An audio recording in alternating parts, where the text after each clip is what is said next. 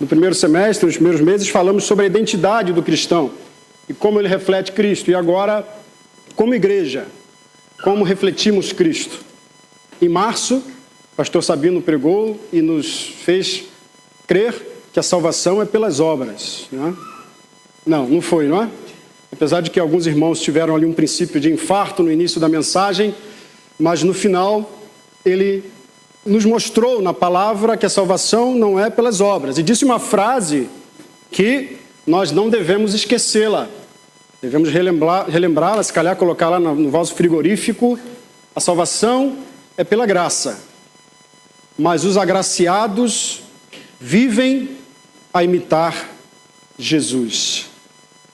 Ou seja, vivem a bondade do céu, a bondade de Deus no seu dia a dia. A salvação é pela graça, mas os agraciados imitam a Jesus. E o que nós vamos falar hoje, se no domingo passado estivemos a refletir sobre uma igreja santa, hoje falamos sobre uma igreja justa.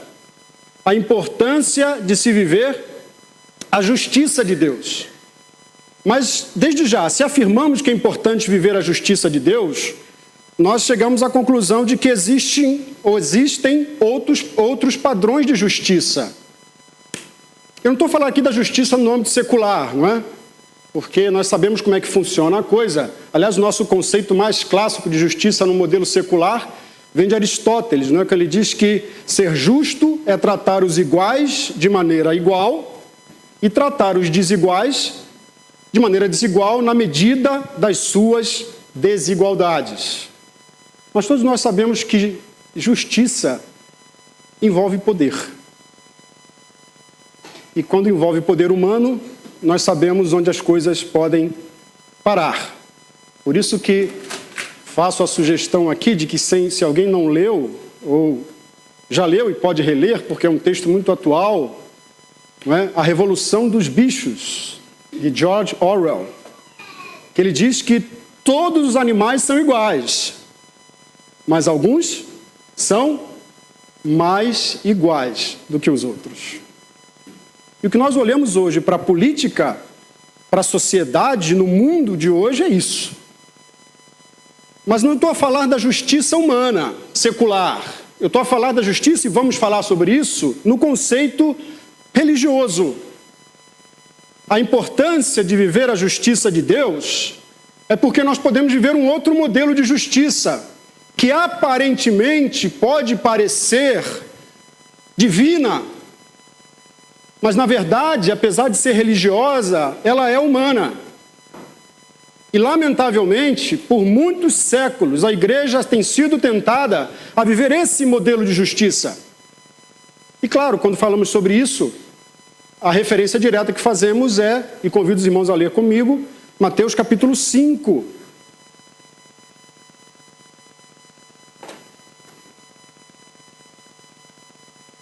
O tema da justiça é um tema muito próprio para Mateus, porque Mateus escreve inicialmente para uma comunidade perseguida, oprimida, uma comunidade que vivia debaixo da resistência, cristãos, ou melhor, judeus, que começaram a seguir Jesus de Nazaré, ou a religião do caminho, ou tornaram-se os nazarenos. Logo mais à frente, em Antioquia, serão chamados de cristãos. Mas eles passam a ser perseguidos não apenas pela sociedade, pelos pagãos, por aqueles que contrariavam a sua experiência de fé, mas também pelos judeus, que acreditavam que eles haviam abandonado a sua fé. Homens perseguidos, famílias que tiveram que abandonar as suas casas por conta da resistência e da perseguição. Tiveram que construir uma nova realidade. Tiveram que refugiar-se numa região da Síria e ali viver uma nova experiência social, reconstruir a sua identidade, quem nós somos, agora em Cristo. E o que então nosso irmão Mateus vem fazer é dar a eles a identidade e princípios éticos de vida, mas a partir de um novo padrão, que é o padrão de Jesus. Por isso, Mateus 5,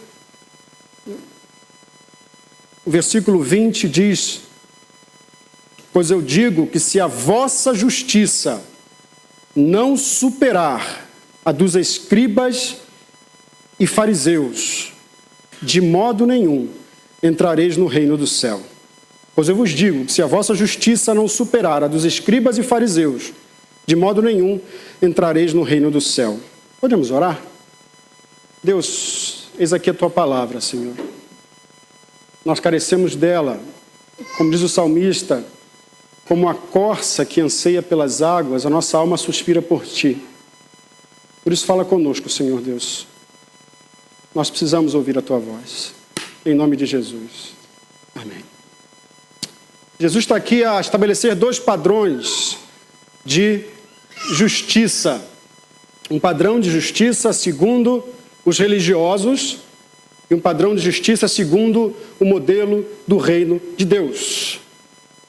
E o que ele vai fazer aqui no chamado Sermão da Montanha é apontar e é denunciar como a religiosidade daquela época construía padrões sociais, padrões morais, padrões religiosos e, consequentemente, padrões de justiça que não eram coerentes, apesar de estarem quase que aparentemente sustentados na mesma lei.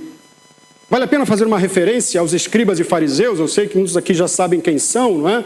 Os escribas eram os copistas da lei. Lá por volta do ano 600, né, quando o povo de Israel estava todo no cativeiro, seja no cativeiro assírio, seja no cativeiro babilônico, o povo estava cativo na Mesopotâmia. O templo havia sido destruído. Então aquela estrutura religiosa do judeu, ir ao templo, cultuar no templo, oferecer sacrifícios no templo, estudar a lei no templo, ouvir os profetas, tudo aquilo já estava destruído, não havia mais essas referências. Então, o que alguns irmãos judeus fizeram, foi estabelecer as chamadas sinagogas, que eram locais onde todos os sábados os judeus iam ali para estudar a lei. Mas era necessário para que eles estudassem que houvesse professores, que ensinasse a lei. Então, alguns homens se levantaram, estudiosos da Bíblia, estudiosos da lei, e começaram a ensinar.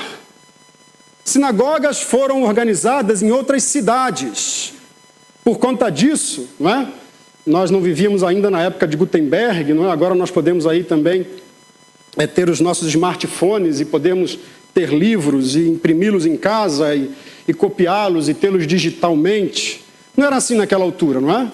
Era necessário copiar o rolo da lei e passar para outros, e passar para outros. Esses copistas, chamados escribas, eram pessoas então que conheciam profundamente a lei, ao ponto de tê-la decorado. Tinham a lei na memória. Homens então que tinham como uma profissão ler e copiar a lei. Muitos deles eram fariseus, apesar de que o grupo dos fariseus surgiu uns 400 anos depois, numa época de dominação do povo de Israel, de perseguição e de uma influência muito grande dos gregos, né, da cultura helênica.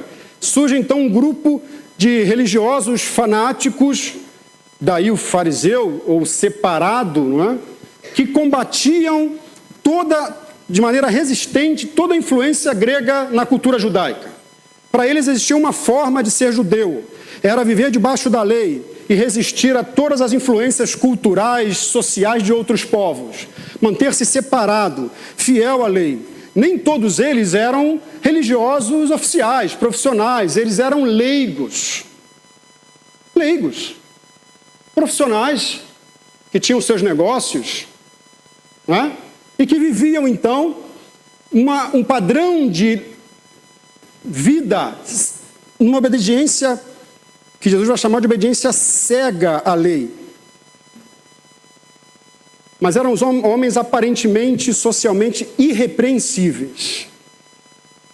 Quase que não se encontrava neles aparentemente algo que pudesse ser condenável. Então Jesus está a dizer a pessoas como nós, humanos, limitados, que vivemos com as preocupações do que vai acontecer conosco amanhã, que iremos para um trabalharemos a semana toda na esperança de que venha o fim de semana, né? tristes porque o verão está a ir embora. Dizer a esses homens que eles deveriam ter uma justiça, um padrão de justiça mais excelente do que aqueles que conheciam profundamente a lei, ao ponto de tê-la decorado na cabeça, decorado, claro, e aí, aqueles também que eram religiosos quase que perfeitos, aparentemente socialmente. Esse era o padrão de justiça, de que para ser justo, segundo os fariseus, era necessário obedecer normas, seguir princípios. E Jesus então vem condenar, questionar esse modelo de justiça e apresentar um novo modelo segundo o reino de Deus. E esse modelo é o modelo que nós somos encorajados a viver. E a palavra era dura, é dura para nós hoje, imagine para eles no passado. Se a vossa justiça não exceder a desses homens que aparentemente vocês até respeitam e dignificam, vocês não são dignos de entrarem no reino dos céus. Uau! Que justiça é essa? Como ser mais justos do que os homens que conhecem a lei de ponta cabeça, que conhecem e vivem padrões religiosos, não fazem nada sem cumprir normas e regras? Como ser mais justo do que aqueles homens que obedecem cegamente os 631 princípios da lei? Mas a lógica de Deus, ou a lógica do Senhor, é que nós não seremos mais justos, ou eles não seriam mais justos, se cumprissem a lei de uma maneira mais extensa do que aqueles religiosos, mas se a cumprissem de maneira mais profunda, mais intensa do que eles. E aí então piora. Como? Como ser mais santo, mais puro, mais digno? Jesus dá o caminho. Os versículos anteriores ele diz que ele mesmo não veio abolir as leis ou os profetas, mas veio cumprir a lei. Jesus não veio abandonar, destruir, seria o termo mais original aqui, mas cumprir. Já o termo cumprir tem dois sentidos e muito interessantes. O primeiro é, Jesus não veio abandonar a lei, mas Jesus veio trazer da lei o seu sentido real, o seu sentido pleno. O que aconteceu foi que aqueles religiosos, tão acostumados com a lei e se achando tão puros e santos, achavam que eles poderiam interpretar a lei da maneira que eles quisessem. Achavam que eles poderiam viver a experiência religiosa da maneira que eles quisessem. A Beta nos falou sobre a necessidade que nós temos de viver a palavra, de ter a nossa vida centrada na palavra.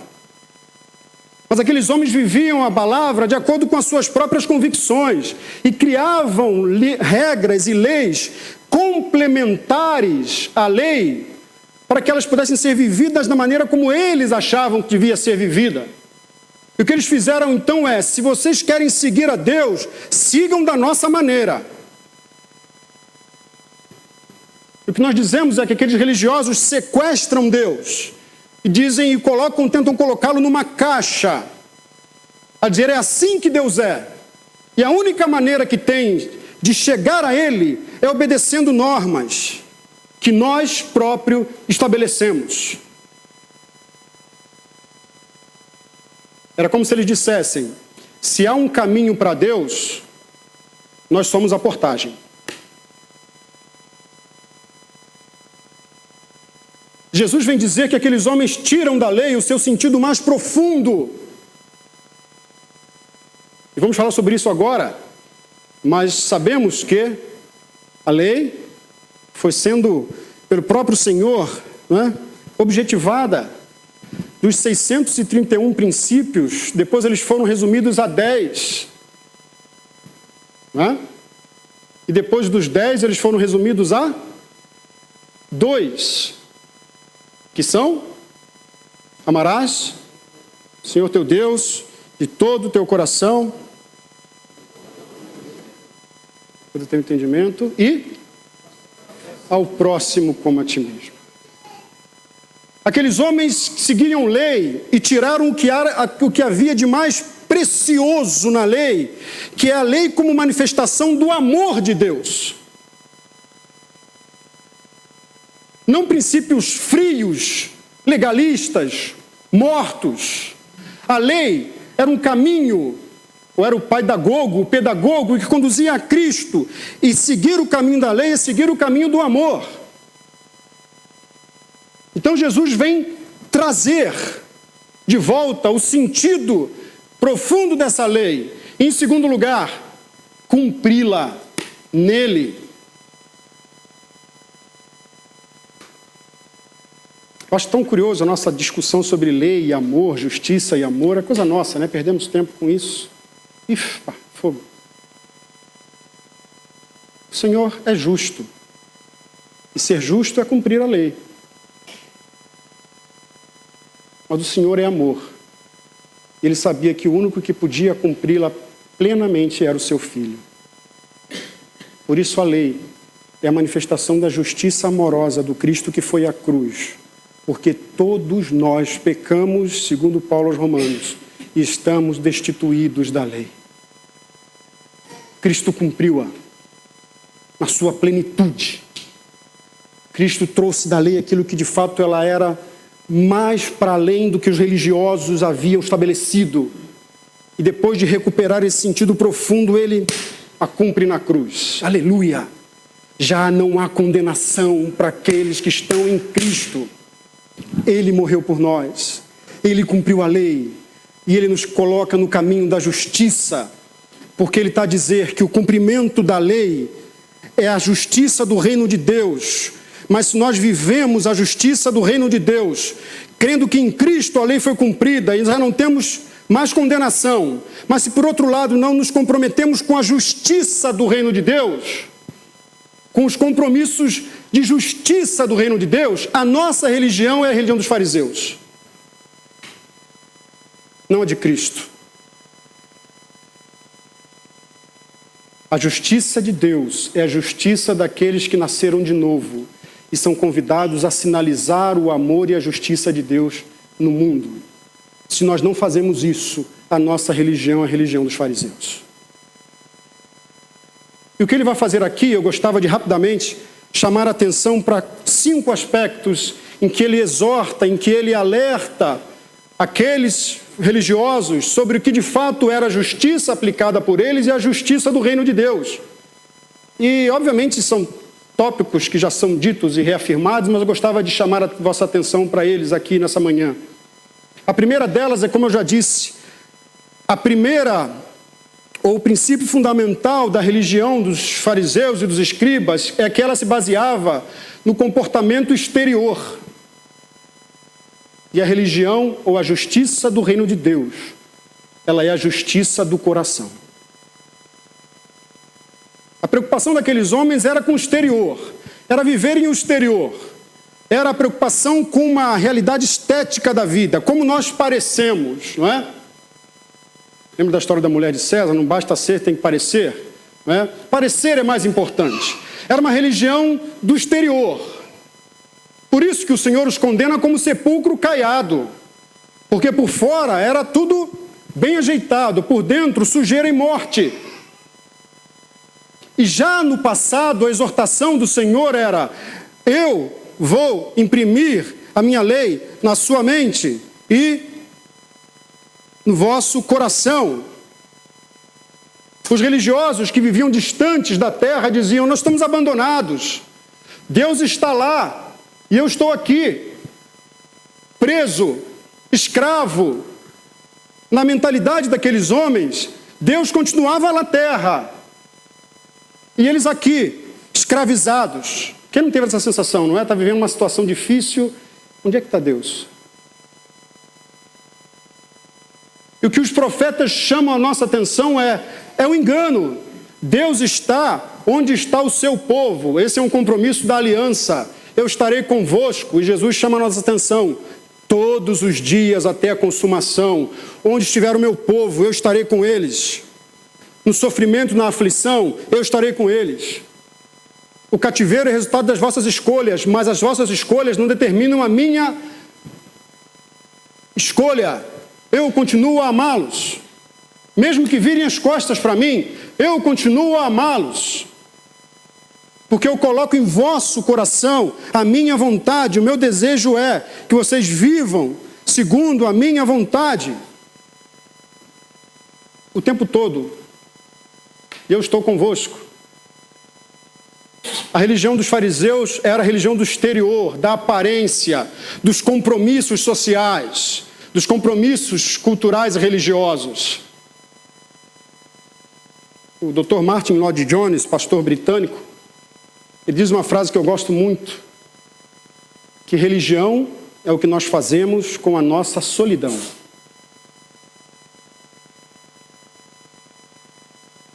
Religião é o que nós fazemos com a nossa solidão. O que fazemos aqui agora, todos os domingos pela manhã, às sextas, ou, com a graça de Deus, daqui a um bocadinho mais, nos pequenos grupos, é possível saber. Mas o que a nossa religião nos afeta quando estamos sós? Ou quando estamos à frente do nosso computador, do nosso smartphone, ou quando estamos na secretária em nosso trabalho, deitado na cama, o que fazemos com a nossa solidão? Como o Deus Emanuel é importante para aquilo que eu faço quando estou só. Por isso que a justiça do reino de Deus é a justiça que afeta o coração. É a justiça que afeta a igreja, como discípulos que reconhecem que o que nós fazemos aqui é resultado daquilo que nós vivemos na nossa intimidade. Eu queria dizer uma coisa aqui, que é o que eu vejo muito, e vejo muitas vezes comigo próprio.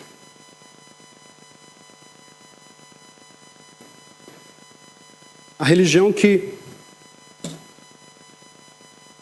vivemos quando estamos sós tem a ver também com aquilo que nós dizemos de nós mesmos. O que é mais fácil de encontrar, sabe o que é, irmãos e irmãs? Pessoas que são excelentes conselheiros, conselheiras, gentis, amorosos, que são capazes de olhar para os outros em situação de aflição e terem compaixão deles. Mas, ao mesmo tempo, são pessoas que não são compassivas consigo próprios. Eu olho para o Sabino e vejo um homem que carece do amor e do cuidado de Deus e quero ser instrumento para isso. Mas quando eu estou só na minha casa, eu continuo a olhar para dentro de mim e digo, você é um covarde, tu és um medroso, tu és fraco. Muitas vezes eu digo para o Sabino, aceita-te. O Senhor te criou, mas quando deito na minha cama, tenho vergonha de quem eu sou. Tenho raiva das circunstâncias que me vieram. Tenho medo, falta-me coragem. A nossa religião do coração tem a ver também com aquilo que dizemos acerca de nós mesmos, queridos. E não são poucos. Aqueles que passam dias e mais dias a vir à casa do Senhor, como que vivendo numa Nárnia, cantando e adorando, e quando saem de Nárnia, deparam-se com um homem feio, com uma mulher frustrada, e repetem acerca de si mantras, como que de uma maneira kármica, eu não valho nada. Em nome de Jesus, a religião do coração é a religião que nos diz, Cristo nos amou, sendo nós ainda pecadores, e nos deu um novo caminho de vida. Deixa de autocomiseração, deixa de lamento, olhe-se através da cruz. A segunda é a justiça era composta de regras, de valores criados para a autojustificação. Eles criavam regras e leis que eles mesmos não observavam. que eles mesmos não cumpriam. Por isso que o Senhor os chama de guias cegos. Pessoas que estabelecem padrões, mas eles mesmos não cumprem. São as interpretações que eles trazem ao texto e que para eles, aquilo que chamam de tradição, ou que Jesus vai chamar de tradição dos anciãos, tinha o mesmo valor da revelação de Deus. Por isso, por 6 vezes nesse capítulo, Jesus vai chamar a atenção. Ouviste o que foi dito? Jesus nunca lidava com as circunstâncias da vida a definir-se pela tradição dos anciãos, mas da palavra. Quando viveu a experiência da tentação, Jesus não disse para o tentador: ouviste o que foi dito? O que ele disse? Está escrito. Está escrito. E essa expressão, ouviste o que foi dito, o original da ideia de algo superficial, de uma interpretação superficial. O que Jesus está a dizer é: vocês superficialmente alteram a palavra, alteram a revelação para viverem conforme suas próprias conveniências. Vocês selecionam aquilo que deve ser dito. Vocês escolhem aquilo que devem viver. A vossa relação com a lei é uma relação perversa, porque vivem aquilo que lhes é conveniente. E quando a lei impõe sobre vós algo que é difícil, duro, vocês amaciam. Por isso que para vocês é mais fácil condenar alguém que come com as mãos sujas, sem lavar as mãos, do que ajudar alguém que está caído no chão, precisando de cuidado. A vossa leitura das Escrituras ou da revelação de Deus não é conforme a vontade de Deus, é conforme o vosso próprio desejo. Por isso nós vamos encontrar em vários episódios as distorções da revelação. Marcos 7, por exemplo, Jesus faz um alerta para eles, porque eles dizem que haviam consagrado uma parte dos seus bens a Deus e não fariam mais nada com aqueles bens. Mas depois Jesus vem dizer assim: vocês não honram pai e mãe, porque muitas vezes os vossos pais estão passando necessidade e vocês não os ajudam com esse dinheiro, porque dizem que esse dinheiro foi consagrado a Deus. Ele diz o que era mais importante na lei do que honrar pai e mãe. E são várias outras as afirmações que Jesus faz da hipocrisia desses homens. Por isso que, consequentemente, em terceiro lugar, eles se preocupavam mais com o cerimonial do que com os relacionamentos. A experiência religiosa deles era mais uma preocupação com os ritos do que com os relacionamentos. De cuidar e de amar as pessoas indistintamente. Nós poderíamos dar vários exemplos dessa afirmação aqui, de que o mais importante eram os ritos do que as relações de amor, mas uma delas, aliás, em todas as referências que Jesus faz, as 6 que Jesus toma referência aqui no capítulo 5, não é? Sobre o homicídio, sobre o adultério, sobre os juramentos, sobre o amor aos inimigos, sobre a ostentação, todas elas, há distorções à lei, não temos tempo para analisá-las. Mas eu queria chamar a atenção de uma que é mesmo assim, muito enfática e importante para nós, quando no capítulo 5, versículo 43, Jesus diz: ouviste o que foi dito, ou seja, ouviste o que é a interpretação de vocês, amai os vossos inimigos, amarás o teu próximo e odiarás o teu inimigo. E depois Jesus faz no versículo 44, eu porém vos digo, amai os vossos inimigos e orai pelo que vos perseguem. O que os religiosos fizeram foi pegar uma afirmação de Levítico, capítulo 19, versículo 18, que diz que nós devemos amar a todos. Mas o que eles fazem aqui é absurdamente inserirem uma outra afirmação que não está no texto original. Amar ao próximo e odiar o inimigo. Parece muito a lei secular, não é, de justiça. Isso não está no original, irmãos. Irmãos podem seguir depois para o Levítico 19, capítulo 19, versículo 18, e ver o que diz lá. Em nenhum momento a lei diz ódio.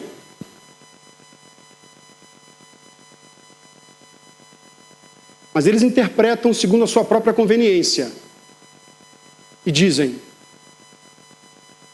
amar o próximo e odiar o inimigo. Jesus vem dizer assim: eu, porém, vos digo, a minha interpretação da lei traz aquilo que é o sentido real da lei. Amar os vossos inimigos e orar pelos que vos perseguem, para que vos torneis filho do vosso Pai que está no céu, porque Ele faz nascer o sol sobre maus e sobre bons, e fazer chover sobre justos e injustos. O que ele está dizendo aqui é que o nosso padrão de justiça do reino de Deus é o padrão da cruz do Calvário. Do amor a todos e da intercessão por aqueles que nos afrontam, que nos perseguem, que se levantam contra nós, em amor, em graça. Não é olhar para uns ou para nós como vítimas, não é? Isso é muito comum em relacionamentos mais próximos, como casamento ou como relação de pai e filho. A nossa primeira reação é: eu sou vítima.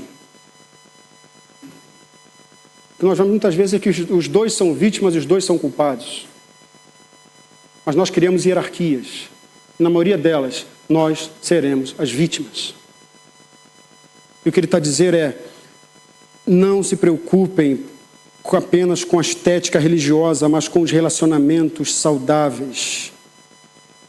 E atenção, irmãos, nós somos especialistas em uma coisa que veio do Éden. Nós somos especialistas em racionalizar os nossos pecados e dar a eles boas justificativas. Repito, nós somos especialistas em tentar racionalizar nossos pecados e dar a eles boas justificativas. E isso é pecado. Porque devemos chamar pecado de pecado.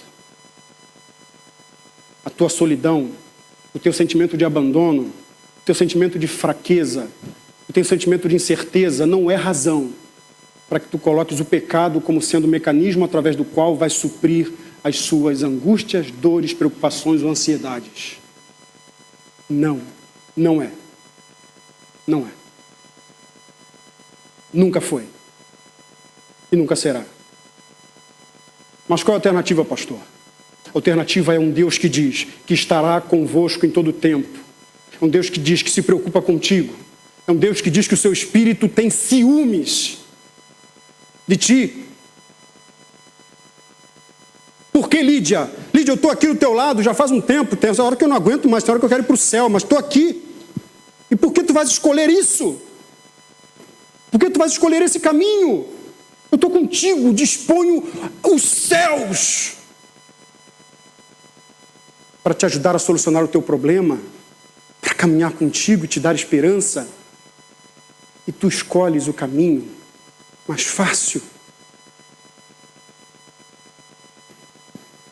E o pior, muitas vezes a Lídia, amém, Lídia, não é a Lídia não, estou só fazendo uma imagem aqui, esquece a Lídia é uma santa mulher. Eu sou capaz de vir à igreja, de ler a Bíblia, de fazer os meus devocionais. Mas assim como Davi, um homem segundo o coração de Deus, sou capaz de maquinar o mal contra o próximo, de planear a morte de Urias para a satisfação de um prazer, de um desejo. Queridos irmãos, queridas irmãs, Ele está conosco e Ele é a resposta. Seguindo, se preocupavam em fazer da sua justiça algo que satisfazia a si. A religião dos fariseus é uma religião antropocêntrica, centrada nos homens, não centrada em Deus, não centrada em Cristo. É centrada neles. Por isso que no capítulo 6, o que o Senhor vai fazer é uma série de exortações, firmes, contundentes, a dizer, olha, quando vocês derem esmola, lembra? Que a vossa mão não saiba o que a outra mão faz. Porque isso vai ser contado nos céus. Não pratiquem as boas obras para serem vistos pelos homens. Quando fala do jejum, não fiquem com cara de... Aliás, era isso, não é? A lei dizia que todo judeu deveria jejuar uma vez por ano. Os fariseus estabeleciam que todo judeu deveria jejuar 2 vezes por semana. Imagina, um jejum anual, mas jejum caprichado, né? Não é aquele jejum, Deus, tu sabe que eu estou aqui, um cafezinho, não é, né? Tal, não. Era jejum.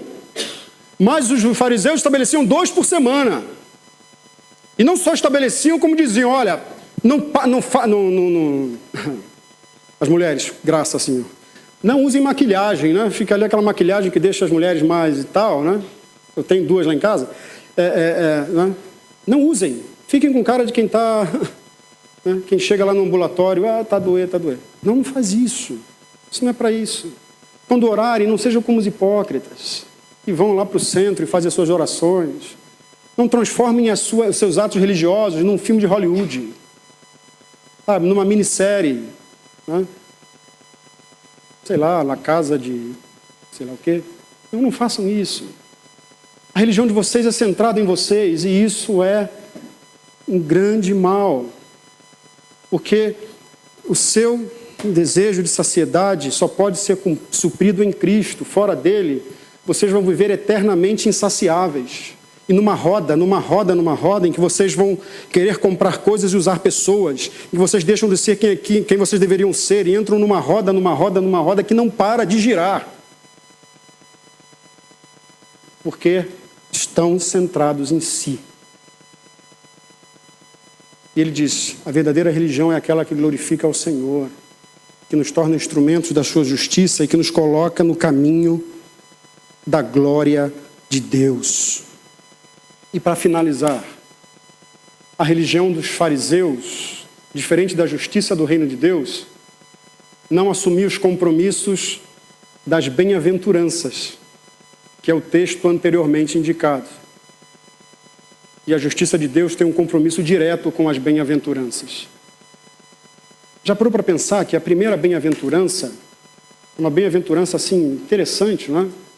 Bem-aventurados os pobres de espírito. Já começa assim, pegando, né? Por que pobres de espírito? Porque felizes são aqueles que não são orgulhosos, não são arrogantes. Porque o orgulhoso é aquele que sabe tudo, acha que sabe tudo. O orgulhoso é um copo cheio e não retém mais nada.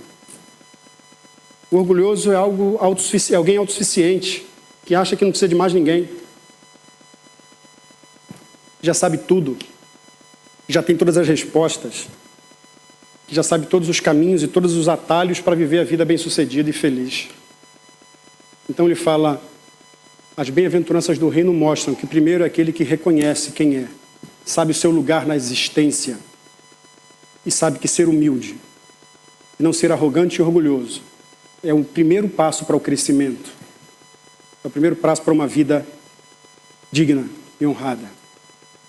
Mas as bem-aventuranças também falam que na vida nós sofreremos. Nós enfrentaremos lutas, provas, angústias, passaremos por dores. E a religião dos fariseus diz que quem sofre dor é quem está em pecado. Se alguém sofre uma situação difícil na vida, está em pecado.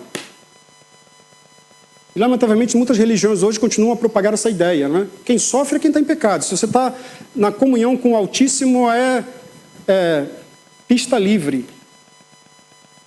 A bem-aventurança pressupõe que bem-aventurados são aqueles que forem perseguidos e injustiçados por causa da justiça. Porque sabem que viver, que amar, como diria C.S. Lewis, é ser vulnerável. Quem experimenta o amor, experimenta a condição de ser vulnerável. Porque amar é sair de si, é ir ao encontro de algo ou de alguém, é resistir aos lugares seguros e abrir-se para novas experiências, é desejar o bem para além de si. Amar é sair dos lugares e das certezas aparentemente estabelecidas e ir ao encontro da vida. Por isso, C.S. Lewis diz que só existem 2 lugares em que amar não é algo tão difícil: o céu e o inferno. O nosso amor pelo Senhor e pelo próximo tem nos aproximado mais do céu. O nosso amor ao Senhor e ao próximo tem nos tornado mais parecidos com o reino de Deus ou com a religião dos fariseus. Uma religião da alma, do coração, que nos empurra em direção a uma leitura real da palavra, uma compreensão real de Deus, uma compreensão real da missão que nós temos aqui nesse mundo. Essa é a igreja que vive a justiça de Deus. Que Ele, por sua graça, coloque a igreja de Queluz nesse caminho sempre e nos faça a bênção para todos os povos, para a glória de Deus. Amém.